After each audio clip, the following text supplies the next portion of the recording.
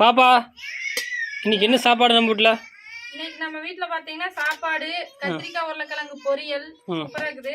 அப்புறம் பாத்தீங்கன்னா தயிர் மதியத்துக்கு. தயிரா? ரசம் வைக்கலையாப்பா?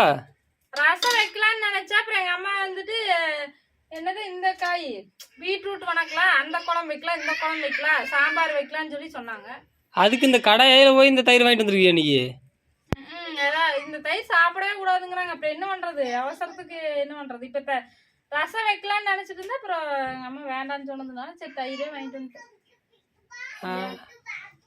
நான் என் போக்கில் விட்டீங்கன்னா நான் பாட்டுக்கு சமைச்சு ஏதோ ஒரு குழம்பு காய் வணக்கி ரசம் வச்சிருப்பேன். யாரு வேணான்ட்டாங்க? அப்போ அம்மா தான் அந்த குழம்பை இந்த குழம்பை சாம்பார் வைன்னு ஒரே குழப்பம் பண்ணி விட்டு அப்புறம் இப்ப பாத்தீங்கன்னா லேட் ஆயிடுச்சு சாப்பிட்றதுக்கு. சரி இப்ப வேலைக்கு போறோம் நீங்க தான் சொன்னீங்க, அதனால சரி வேலைக்கு போறதுக்குள்ள ஏதாவது ஒண்ணு அவசரமா செய்யலாம். அதுக்கு தான் வர வரன்னு சாப்பிட முடியுமா? கொஞ்சம் காய் போட்டு ரசம் ஊற்றி சாப்பிட்டது நல்லா இருக்கு.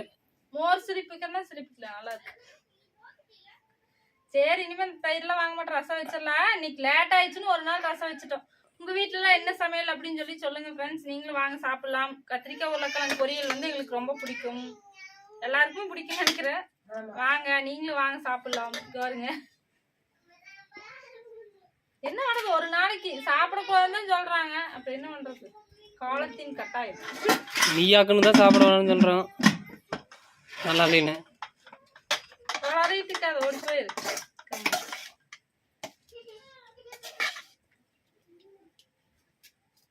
வாமா